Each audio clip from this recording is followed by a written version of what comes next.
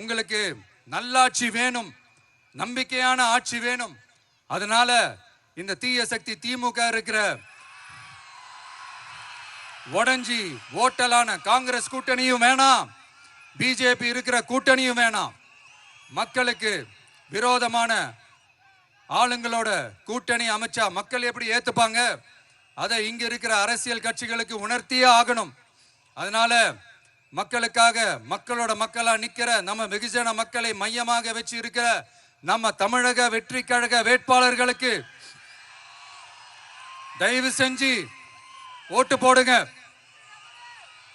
உங்க விஜய்க்கு ஓட்டு போடுறதா நினைச்சு ஓட்டு போடுங்க. உங்களோட தேவைகளை நிறைவேற, உங்களோட தேவைகள் நிறைவேற நம்ம டிவிக்கு துணை நிற்கும். எங்களுக்கு